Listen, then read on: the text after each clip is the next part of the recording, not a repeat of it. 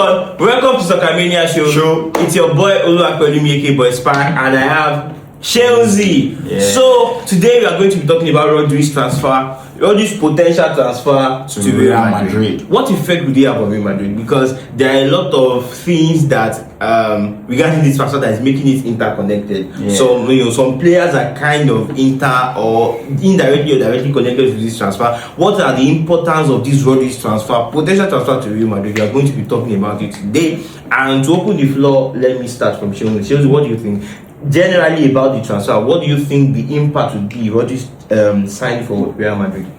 Yeah, Rodri transfer to Real Madrid is going to have a very big impact, a very big effect on Real Madrid. Now, Real Madrid, over the years, they've been lacking in a lot of positions, but I think where they are lacking most is the midfield. You understand? And that position is their 6.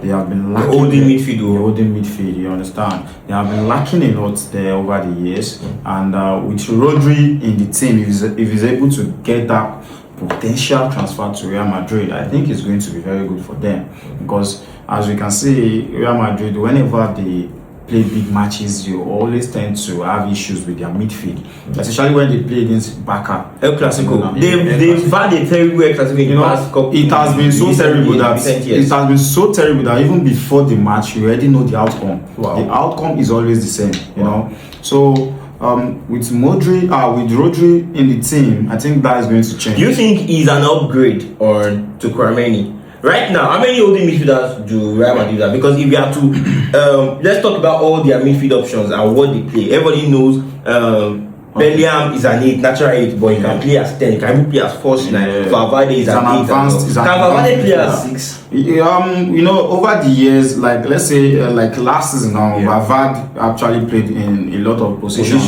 But what's his natural position? His natural position is 8 because he's a box to box. What about Camavinga? I know Camavinga and they are both defensive midfielders. You understand? But it's not about being a defensive midfielder. It's about the control, how you're able to and how good you are on the ball. You understand? Camavinga is he knows how to intercept. You understand? Yeah. But the issues with Camavinga and Tchouaméni, I think they are the same. Oh, you think they're the same? Yes. I kind of feel Camavinga is slightly better than. There's not much difference. Wow. When you are playing as a 6. You're playing as a holding midfielder, you have to have like 3 qualities which will make you stand out. Now those qualities are what makes Rodri. What are the qualities? Now the qualities is you have to have the ball control. Nice. Yes. You have to have that ball progression. Very important. It's very important. And you have to have that ability to be able to sense danger. So you need position interceptions. You don't understand. So we know you need ball control, interception, and being on the right spot. That's what Rodri has. We have a lot of energetic players, midfielders in Real Madrid. We have the types of what's it called, Bellingham. We have Valverde. You know how strong and energetic Valverde is. Can run here. But one thing about Rodri is he knows where to stay. His positional awareness. You understand? You know where to stay. You know where to sense the dangers, and he is good with protecting the defenders. You understand? So that quality is what makes him stand out as a 6. You understand? And those qualities are what I believe that Camavinga and Tchouaméni are lacking. You understand? So it's not about just intercepting ball. You cannot just intercept ball and at the end of the day you are not making any use of the ball. Exactly. You understand? So when if Rodri is there, he is going to control that midfield. He is going to slow the tempo down when it is necessary. We have whenever they are playing El Clasico, when the first 15 minutes Barca will start with high tempo. And if you are unable to handle that high tempo before you get the first goal, the second goal, and before you are seeing 4-5-0 first half. Because I'm always wondering how are Barca able to do it whenever they are playing Real Madrid. Before they will be. You see Barca playing Malaga, playing Mallorca, playing Real Sociedad. They will be struggling to score 2 goals. Even first half. But against Real Madrid, it's always a free ride. I think Real Madrid against beating in recent years has been terrible. It has been so terrible. I was still telling you about Arsenal.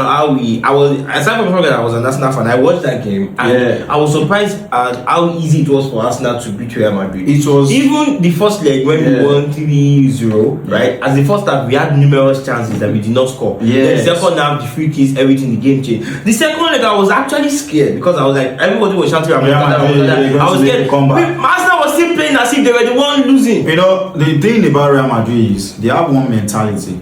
Both the coach and the players, you know, they only have that mentality of having to rely on individual brilliance. You understand? Because they know their qualities.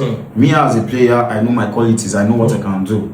But you know why it is called football? Because it is a team game. It is not a game of individual.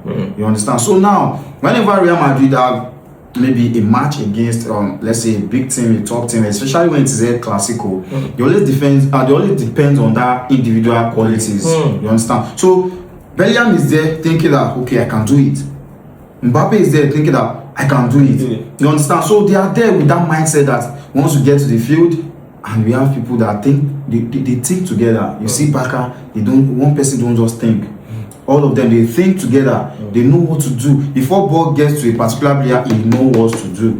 You understand? You can't just go against a team like that and you believe that because you are good individually, you can take them out. You can't do that. You cannot do that. You have to be connected as a team. And that connectivity is what Real Madrid is lacking. And with Rodri in the team, that connection is going to be there. Wow. And he's going to get the midfield fixed. So I think if Real Madrid know what is best for them, they need to get that guy. If they miss on that guy, they are going to face a lot. No matter the transfers they make, because now they've been able to make a lot of good transfers. If you can look at Dumfries, you look at Cucurella. I think the defense has been sorted, and that's one thing that I would praise Mourinho for. Mourinho doesn't joke with his defense. Yes, you already have the solid keeper in Courtois. Now you have Cucurella on the left back position. You have Dumfries on the right back, and Trent. And then Trent, which at some point, point was one of the best right back in the world. So he has his right back is sorted. He has centre back. He has added getting Konate for free. That's a fantastic deal. He has Konate. He has the defense to me. So he has this guy that he bought from Bournemouth, Hudson. Even though some people don't rate him, but he's still a very good centre back. It's not his fault. You know why? So I think the defense is sorted. It's sorted. Midfield, everything is alright. Imagine now putting on that midfield. Attack is awesome. Attack you already have. Rodrigo is coming back from injury. We have Vini. We don't know whether he might go. We'll talk about that soon. We have Mbappe. We have Brahim Diaz. We have Adabula. They've gotten Bernardo Silva as well. So I think Rodri coming to Real Madrid is going to be the perfect piece. It's like the missing piece. That's the missing piece, and it's going to actually make sense if they get that done. If they are able to put Rodri in the team, it's going to give them that connection that they've been lacking. You understand? So that will complete the midfield. And with Mourinho, we all know Mourinho as a coach that he doesn't joke with his defense. You understand? Yeah. But when you talk about the modern football that we are seeing these days now, it's not only about defense. It's most all about midfield. The midfield. I mean, Spain won this just completed World Cup because their midfield. Yes. The attack was not the best. Exactly. It's just the midfield. The midfield was. See what they did to France. Now let's see the same thing that happened when we watched the match of England versus Argentina. What was inside Tuchel's brain was all about defense. Blocking corner, set you understand? There was a time where he brought in Dan Bond, that it was like, okay, this guy is tall. If I put him, he's going to save me a lot of crosses and it's not all about that. You have to have that midfield that will take that pressure away from your defense. You understand? Yes, exactly. Now, if Mourinho says he's going to have only the defense, he's going to sort the defense, and he's not being careful about the midfield, and he's not so particular about that Rodri deal. One thing that it's going to affect him. One thing that I even like about the Rodri deal is that he's an upgrade in terms of how good you are with the ball. For their midfield, because their current midfield, especially to Camavinga, is terrible. Very terrible. He's always kind of fidgeting whenever the ball.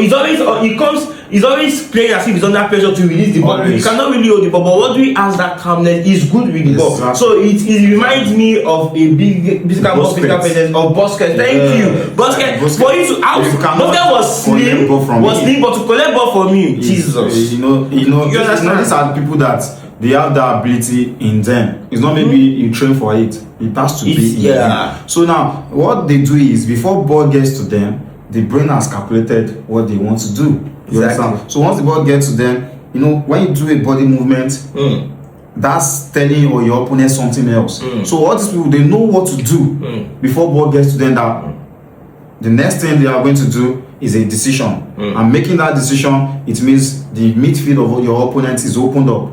You understand? So they are so good with that. This is natural for them. So, you know, Tchouaméni is just like a player that is his best ability is in interception. And you know, someone that has that kind of ability, you cannot teach him how to do to control ball if he doesn't have the ability. So that is not that. Even if you also have that kind of midfielder, you have to pair with someone that can hold the ball. You understand?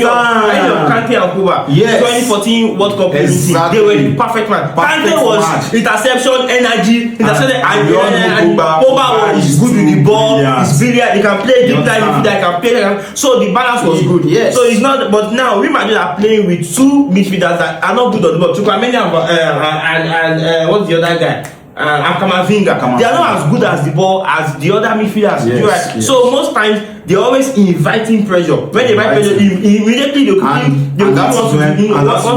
to play the ball. They can't hold it for long. Exactly, and that's when you start blaming the defenders. Exactly. You know, when they said Hodgson, they said he's not good. We all saw him when he was at Bournemouth. You know, if that guy has gone to Barca, this is not what we are saying now. That we're saying. You understand? So it's not his fault. The midfield was not there. Imagine you are playing a Clasico, you are using Valverde, you are using Bellingham, then you are using Tchouaméni, and you are playing against Barca. Then you are playing first half, the score line is already 5-2. So how do you want to blame the defenders? The midfield is not good. You cannot be using that kind of midfield against Barcelona. We know how fast they are. You know, Real Madrid, whenever they are playing Barcelona, they are thinking, their mentality is we want to rely on counter attacks and we want to rely on individual players.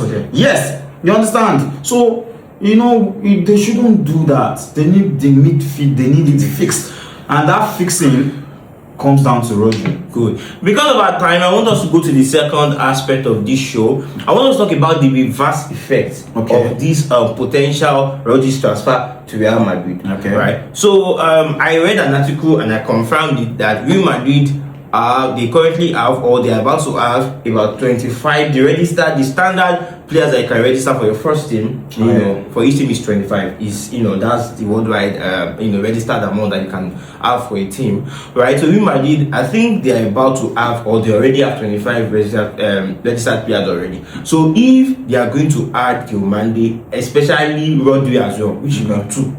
They will need to sell one person. When they said, that does not necessarily mean that they have to sell a big player like Vini. They can, loan other players, maybe like Adagula or somebody that is surplus to requirement. But the bottom line is, they said if Diomande and Rodri transfer goes to Real Madrid, needs to sell at least one person. And there are rumors passing around that because of the wages that both Diomande and Rodri transfer would bring in, then potentially Real Madrid cannot just loan a surplus. If you are loaning a player, you're still paying half of the loan. So they said because of those wages that will be coming in, they have to balance it by offloading a big time player, which means perhaps Vinicius Junior might be going. What do you think about this roller coaster of events? Well, I think for me, I believe if Vinicius' decision is he wants to leave, now I think this is the best time for Real Madrid to cash in on him. Now you have a player that he is insisting that he wants to leave. He's not insisting he wants to leave. He's insisting that they give him a contract closer to that of Mbappe. And let me break it down for you. Now, let me tell you something. Let me break it down for you. Sorry, there is a bit of misconception here.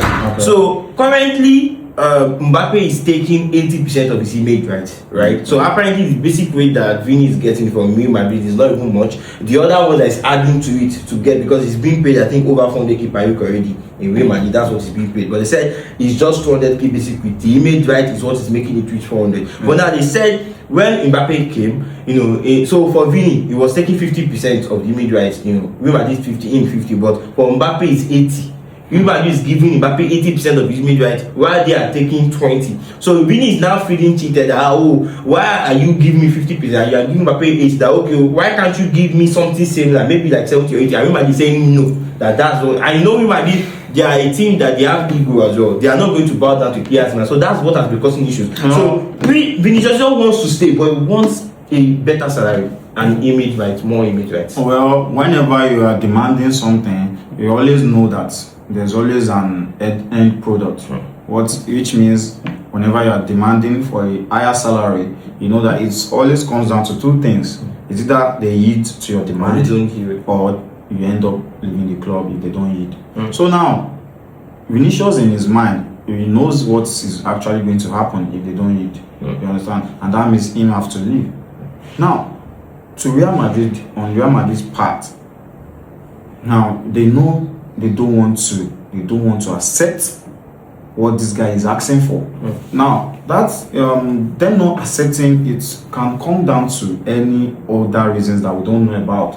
Maybe they are trying to control their wages. You know, whenever you give a particular player a higher salary, you think you are affecting. You know yourself they are affecting another player's thinking, because other players too, they are humans. They will be thinking, okay, this guy is getting this amount, and this guy I need to demand for. So now they might be trying to control their wages level or trying to control how it is in the dressing room. You understand? So now, if they don't want to heed to his demand, they know that what comes next is transfer. You understand? Now it's not left to them either for them to delay the transfer or to make use of the chance at the right time. You understand? So now, I think now that Arsenal are interested, and we know that Arsenal, over the years now, let's say starting from this transfer of Pepe, Rice, they've been spending big, because before Arsenal, it kind of thing. Especially during the time of Arsene Wenger, you understand? They always, and I don't blame them.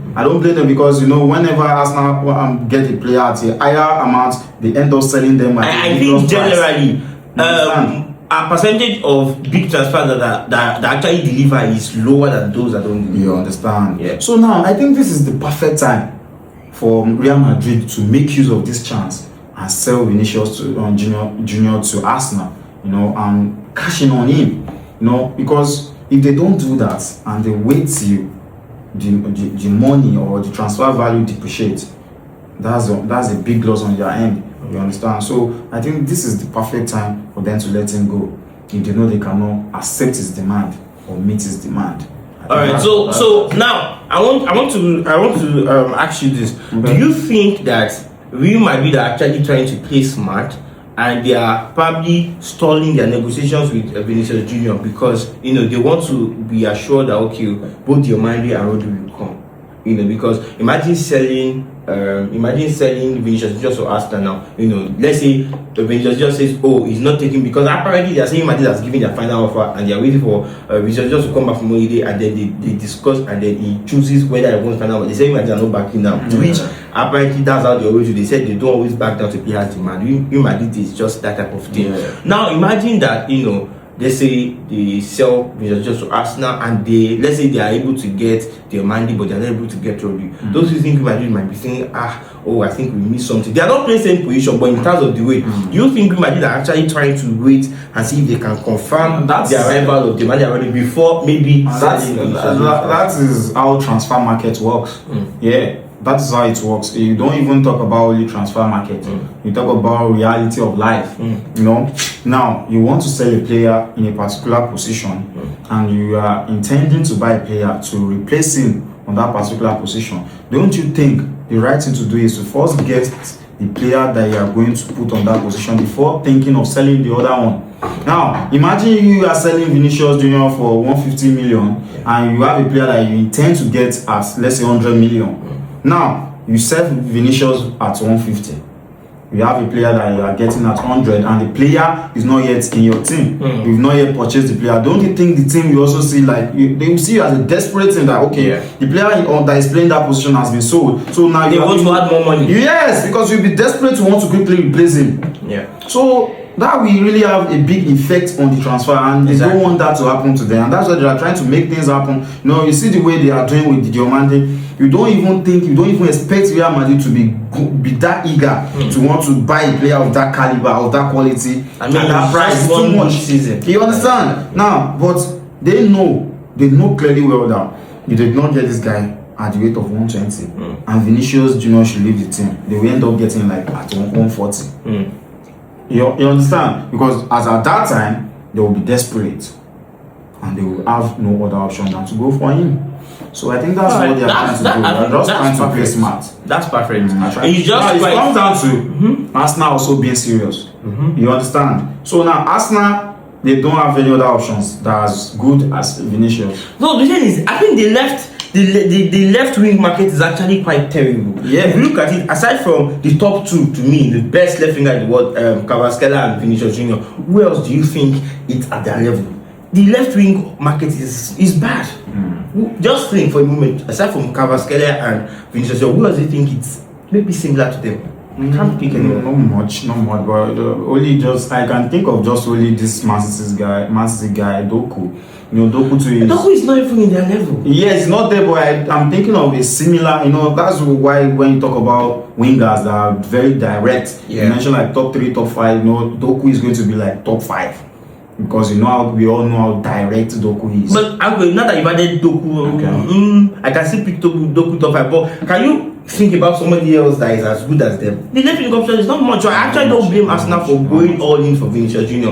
Look at the options that they are having. What me I'm asking now, I think we need to get right now is, do we think Arsenal are going all in for him? I think so. Because now we've heard about agreements, we've heard about trying to. We started from the inquiry when they make an inquiry about him, his availability. You understand? So now we've heard about them trying to want to get an agreement. You know. Now, when you are saying going all in for a player, I think there are some decisions that you should have made. They've made it. So now what I'm hearing is from David Austin and most of all these reliable journalists. So they are saying that Arsenal has approved Vinicius Junior internally in all levels, which means Ateta approves it. The current case, Josh and Stan, they've approved it. The wages, everything is set. So the ball is in the court of Vinicius Junior. So he has to decide. Firstly, we all know that he still wants to play for Real Madrid. That's number one. He wants to renew, but he wants Real Madrid to give him what he wants or something similar to it. So Arsenal is that kind of saying, listen, from our end, everything. Apparently, Arsenal is ready to give him 100% image rights. Yes.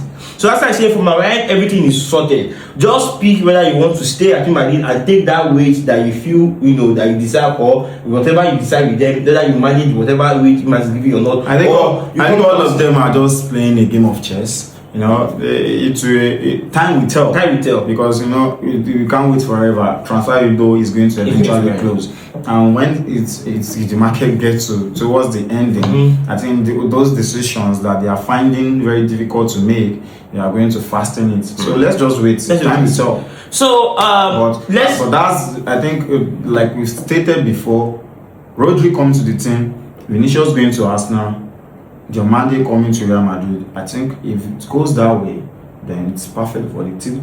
So who do you think will get a better deal? As we're writing, who do you think will get a better deal? Let's say Rodri stays at Man City, right? And Diomande goes to Real Madrid and Vini comes to Arsenal. Regardless of whether Real Madrid replaces Vini with a striker, because apparently Mourinho wants to play Mbappe in the left wing, and then buy a physical striker. We know that Mourinho likes physical demanding strikers, imposing strikers. So let's say Real Madrid they end up selling Vinicius to Arsenal, and Diomande goes to Real Madrid. Who do you think has a better? If Rodri stays at Man City. Rodri stays at Man City. Well, I don't think it's going to be. I think it's Arsenal that will be getting a better. But if Rodri and Diomande now goes to Real Madrid and Arsenal gave Vinicius Junior now, Rodri has been added to it now. Real Madrid did not buy the attacker again aside from Diomande, but they have Rodri. Who do you think has a better deal? I think it's going to be a perfect deal for the two teams. Wow, a perfect deal. Now, if Vinicius should go to Arsenal and Rodri stays at Man City, then I don't see a reason why I don't see a reason why Real Madrid should even sell Vinicius to Arsenal in the first place. Yes, there's no reason why they should sell. They don't even apparently is the wage. No, I'm just saying I don't care about whatever issues they have. They can sort it. You understand? What I'm saying now is, if Rodri turns out that he did not come to Real Madrid, there's no point of having to sell Vinicius for Diamande because we know there's always this assurance on a player that has been in the team than a new player that is just coming in. Especially if the player is actually performing. You understand that this is someone that has carried the team for like 3-4 years now. So now you can't just think you can replace him with someone and everything will be perfect and rosy. You understand? So now I think what they are lacking is still that Rodri. Let's forget about Diamande, let's forget about Vinicius. That Rodri needs to come to the team. So after making that deal happen, then they can decide whatever they want to do with Vinicius and Diamande. Awesome. But Arsenal, then they have nothing to lose. Because right now we still have 2 left wingers. You understand? So now, if they eventually get Vinicius, it's a plus for them. But if they don't, they are not. It's not as if they are selling one player to replace another. Good. Now the problem they've been having with their midfield, I think it is sorted with Bruno being going to Arsenal. You understand? Hopefully. You understand? Because yes, it is sorted. Because Odegaard has been slow. He has been a little bit. Arsenal, I think if Vinicius comes, the only position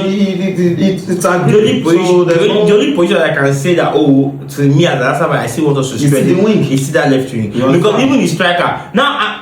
I'm not 100% convinced about your courage, but I like him. Havertz misses chances. He's a good player, but he misses chances is important in the game. I will Havertz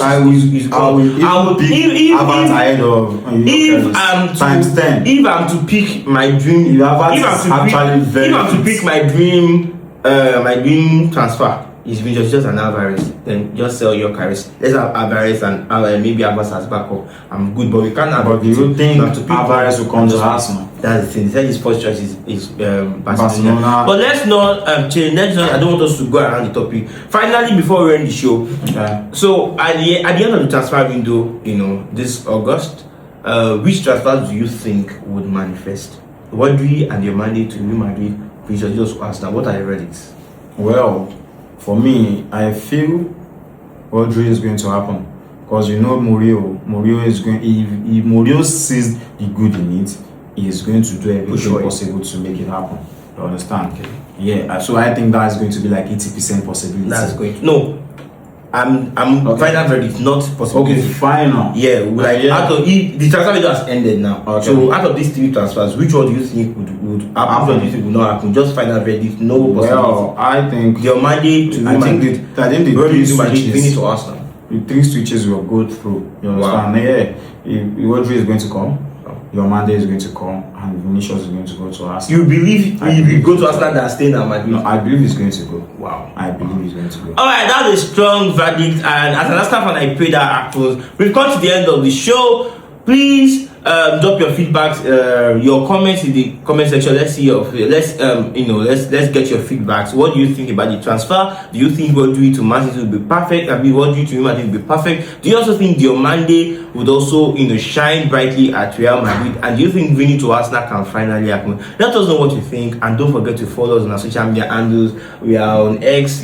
Subscribe to our YouTube channel. Subscribe to our YouTube channel. Follow us on TikTok. The links to our TikTok, Instagram, Facebook, all those accounts will be dropped on our channel too, so you can click and subscribe today. Thank you very much, and see you in the next video.